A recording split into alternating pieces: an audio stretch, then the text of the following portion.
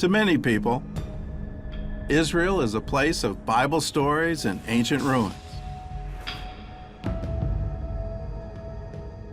In hundreds of archaeological digs like this one, Israelis are carefully preserving their past, but they're also keeping an eye on the future. And not just their future, the future of the world. One of the Jewish commandments is tikkun olam, which means, translation to English, is to repair the world under God, to make the world a better place. I see a direct correlation between our belief in tikkun olam and this incredible explosion of activity and innovation in Startup Nation. Today, the world is focused on saving the environment, but Israelis were green long before it was popular, about a century before. It's part of the Zionism dream to create a green land, a green country, and actually with time, with experience and research, we have studied how to do it. The prophet Isaiah wrote about a time when the desert would rejoice and blossom as a rose. To Israelis, that's more than an ancient prophecy. It's a commandment. Israel is a tiny state. Look at a map of our region. We use always to joke, there's not even enough place on the map to write the name of Israel. So we had to conserve it, to keep it, to maintain it. This is what we have. To the early settlers in Israel, going green meant planting trees, and they started in the Negev desert, a place that gets only 1 to 7 inches of rain a year. In the 1940s, Jerusalem was still under Arab control, and Israel's first prime minister, David Ben-Gurion, believed that the Negev was the future of Israel. So he ordered the creation of a man-made forest there. But his team of scientists said it couldn't be done. Ben-Gurion's response? No problem. We'll get new scientists. The prime minister got his new scientists, and the Negev desert began to blossom. Today, the Yatir forest has more than 4 million trees, including carob, pine, olive, and fig.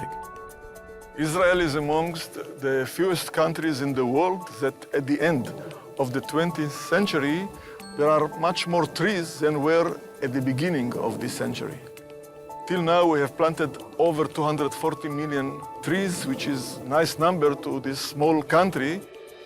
In the center of the forest is a vineyard, planted on the ruins of another one that existed here 2,000 years ago. Scientists researched the best plants to grow in the Negev, and one of their sources was the Bible. There are plenty of archaeological ruins everywhere. Water cisterns, dams, terraces, everywhere. And we have started with reconstruction of some of these ancient farms. We have planted biblical trees, and the trees are surviving without additional irrigation by collecting runoff water, the same systems that our forefathers did 2,000 years ago. The trees not only produce fruit, they also clean the environment by absorbing carbon dioxide. Studies show that planting similar forest on just 12% of the world's arid land would reduce carbon in the atmosphere by a gigaton a year.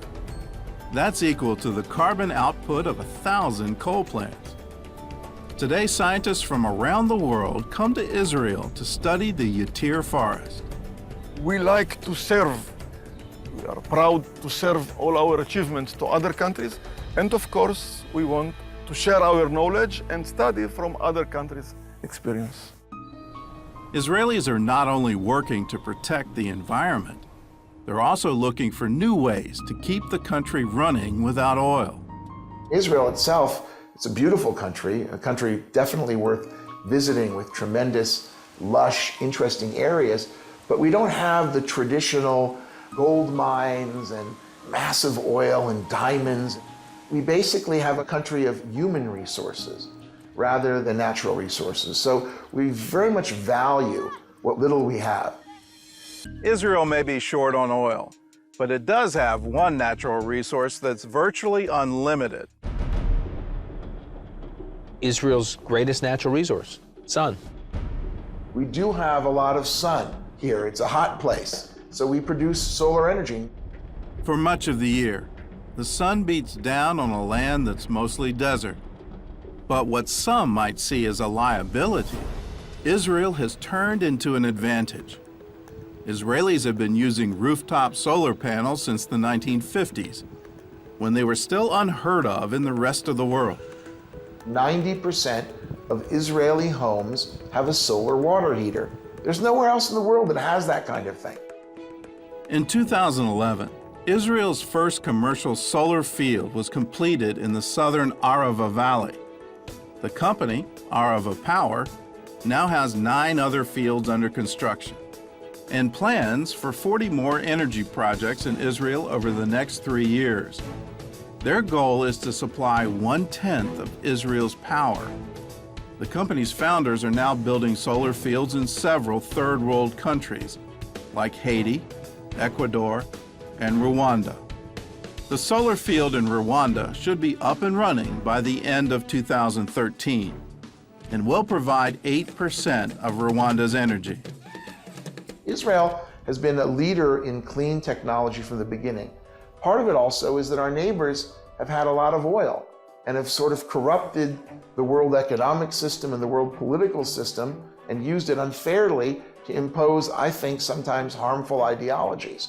And therefore, if Israel can fight the world dependence on oil, what would be a better thing than that? In 2005, an Israeli software developer named Shai Agassi heard a similar question at a conference. We were asked, how are you going to make the world a better place? Agassi's answer, take a single country off oil, then the rest of the world will follow. The first step was to assemble a fleet of cars that could run without oil. So Agassi started a company called Better Place, which offered an electric battery-powered car. The car battery recharges overnight in special power outlets installed in the owner's home. And for longer trips, drivers can switch out the car's battery at stations all over Israel. The entire process takes less than 5 minutes. I hear these go fast. They're quite fast, so you have no gearbox. Why is it so fast? What you'll feel on the acceleration is full maximum torque. There's no gears, there's just literally drive, neutral, and reverse. 0 to 60 in how many seconds? About 6.9, I believe. Really? Well, maybe I can wipe out my cameraman as I go by. As a consumer, one of the things that is really appealing to me is the absolute quiet. The goal with this car was to make a car and a network that can support it, that appeals to everyone. You don't have to be a greenie to say, I want this car. You can say, I like it because it's fast and it has great power and acceleration. And I can fit my entire family in it. That was fun. Unfortunately, public demand for electric cars hasn't caught up with the vision of Better Place. And the company filed for bankruptcy in May of 2013. But some experts say timing is everything, and the battery-powered car will ride again. In the meantime, Israelis have another option that's just as green, and thousands of dollars cheaper. In 2008, an avid biker named Azar Gafni had an idea. Suddenly it just struck my mind. Why not to make a bicycle out of cardboard? Soon after, I talked to 3 engineers, which I really highly appreciate, and they said, it's impossible. There's no way it can be done. While I was eating with my wife one day, she noticed that I'm a little bit disturbed. I told her all the things about the engineers I went to and all the things that they said about it's impossible. And then she looked at me. And then she said, I know you. If you're not going to try it, then you're going to drive yourself crazy. Then you're going to drive me crazy. Then you're going to drive the entire family crazy. So just go ahead and try it. 4 years and 6 prototypes later, the cardboard bicycle was ready to ride. The finished bike weighs in at just 20 pounds and yet it can hold a 500-pound rider. And unlike regular cardboard, it's completely waterproof. Mass production on the bike will start in late 2013. It'll cost about $9 to make and sell for around $60. Where do you get this from? What right do you have to dream that way? We're people of dreams. It's all through the Bible. That's always been our methodology, if you will, in the Jewish people. God gives us dreams. It's for man to interpret them and man to experience them, and that's really the roots, I think, of much of our innovation. The fact that we're so flourishing here is a sign that this was God's will, that this is what was supposed to happen. This is the plan.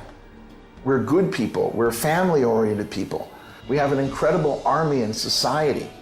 I think that we have just begun to figure out that we have to tell our story about who we are rather than engage in constant bickering over the Middle East conflict. We have to go convey what the beauty of Israel is.